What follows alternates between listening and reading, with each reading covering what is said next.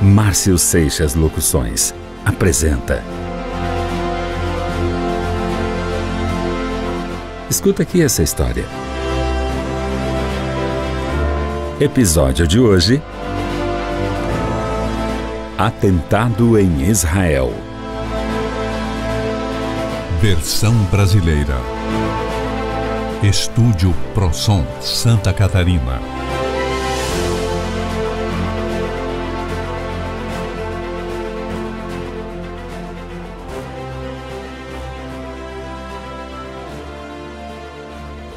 Um raio não cai duas vezes no mesmo lugar. É mesmo? A história de um cidadão americano desmente essa tese. Convido você a acompanhar esse relato para chegar a uma conclusão. O que vou narrar agora chega a ser inacreditável. Eu li essa ocorrência num jornal ou revista como matéria traduzida do inglês. Impressionado pelo que acabara de ler, me perdi em pensamentos sobre os detalhes da história ocorrida há 20 anos e não tive o cuidado de tirar uma foto ou mesmo reter o jornal ou revista onde li esse relato espantoso. Não guardei qualquer referência sobre a origem da publicação. Por isso, apelo à sua memória. Se você leu o mesmo que eu li e se lembra onde foi publicada, por favor, entre em contato para que eu possa corrigir algum eventual equívoco. Contudo, a essência dos acontecimentos permanece. E eu passo a narrar agora. Um cidadão americano com escritório nas Torres Gêmeas, em Nova York, viajou a negócios para Israel.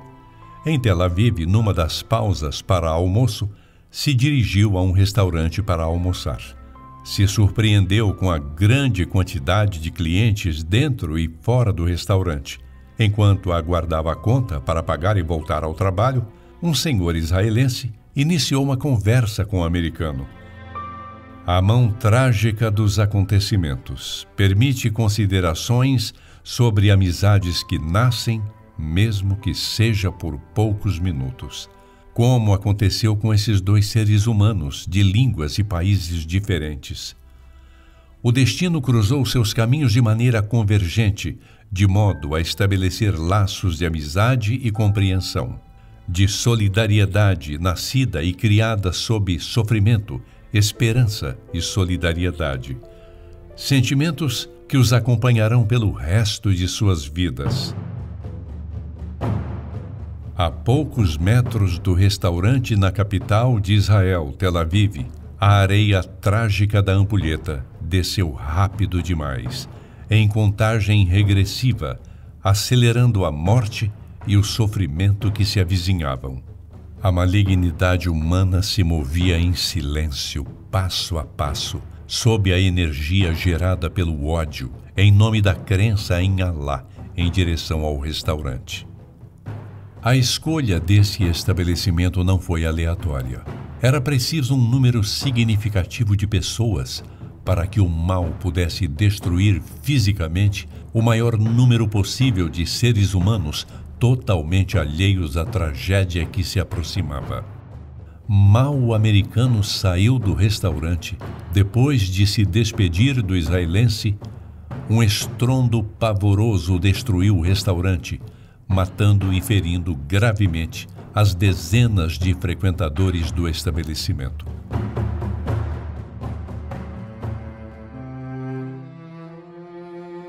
A insanidade humana, a barbárie, uma vez mais, logrou êxito em sua campanha infame e sanguinária contra o Ocidente. Terminado seu compromisso profissional em Israel, o americano partiu de volta a Nova York. Queria chegar logo ao seu escritório nas Torres Gêmeas e procurar informações sobre o amigo, o idoso simpático, que esteve almoçando na mesa ao lado da sua no restaurante alvo do atentado. Mesmo sendo uma troca de ideias bem rápida, onde trocaram impressões, curiosidades mútuas, projetos, viu-se cativado pela receptividade, pela simpatia do israelense idoso. Pensamentos torturantes devem ter tomado de assalto o espírito desse empresário americano. Não é improvável que estivesse angustiado por pensar naquela criatura bondosa, agora que Deus não permitisse tal hipótese, assassinado, com o corpo destroçado pela explosão. Sentiu-se no dever humanitário de procurar notícias e detalhes do acidente, nomes das vítimas, etc. Mais uma vez, não é de todo impossível deduzir que esse ser humano solitário procuraria informações assim que chegasse ao trabalho localizado nas Torres Gêmeas.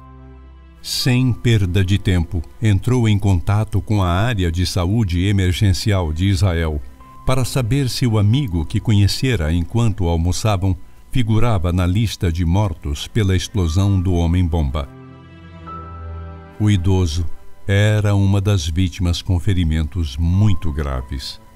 O americano tentou e conseguiu entrar em contato com o filho do israelense, com quem passaria a trocar mensagens constantes sobre o pai. A esperança se acendeu em seu espírito. Ferido em estado grave? Tantas pessoas nessa situação acabam se recuperando para espanto até dos céticos.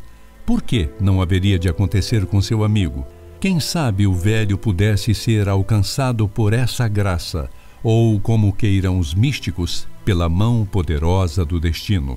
Quantos pacientes com a saúde em degradação, quantos pacientes desenganados pela ciência e a medicina acabam por se recuperar contra todas as evidências.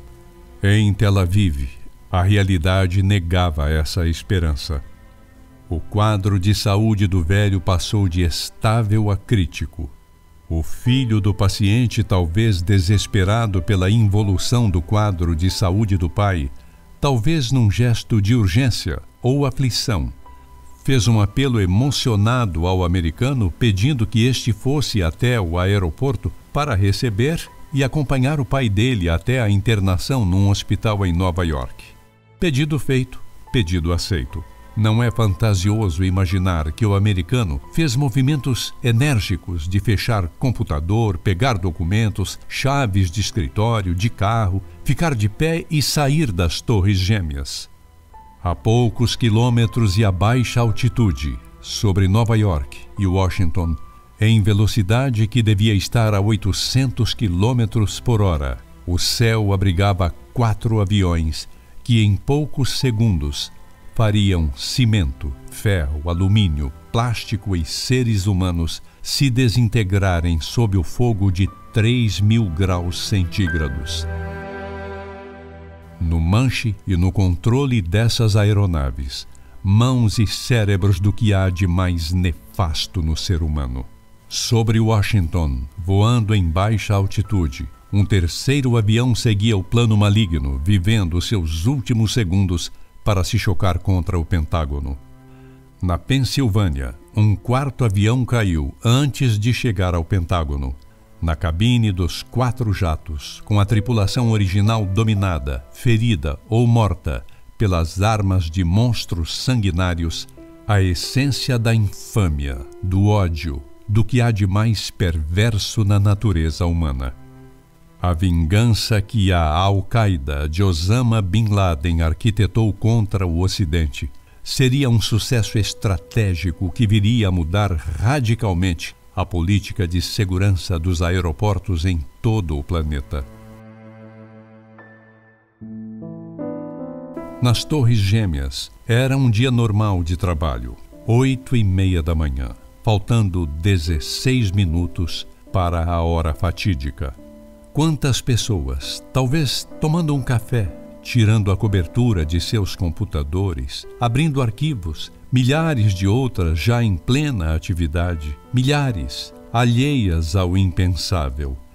Quantas mães, pais, filhos, no impressionante monumento de ferro, aço e vidro no coração de Nova York. Milhares de vidas produtivas, úteis, inocentes, não faziam a mínima ideia de que viveriam só mais alguns minutos.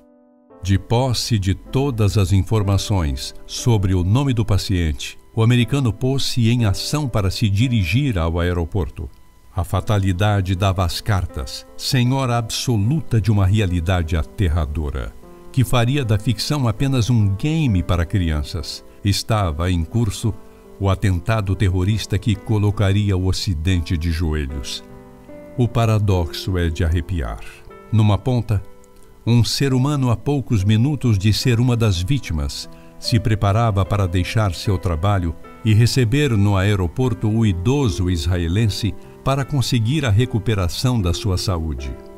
Na outra ponta, 19 bestas feras, tendo nas mãos 4 aviões e as tripulações sob o domínio de armas, ostentando sorrisos e brincadeiras inocentes, como mostram imagens de vídeos dos momentos do embarque minutos antes do atentado. Quando o americano saiu de seu escritório às 8h46, o primeiro avião se chocou contra a Torre Norte. 17 minutos depois, o segundo avião se chocou, desta vez contra a Torre Sul. Meia hora depois, o terceiro avião se precipita sobre o Pentágono. O quarto avião havia caído na Pensilvânia. O destino, misteriosamente, salvou pela segunda vez a vida deste americano. Você diria com toda a segurança que um raio não cai no mesmo lugar?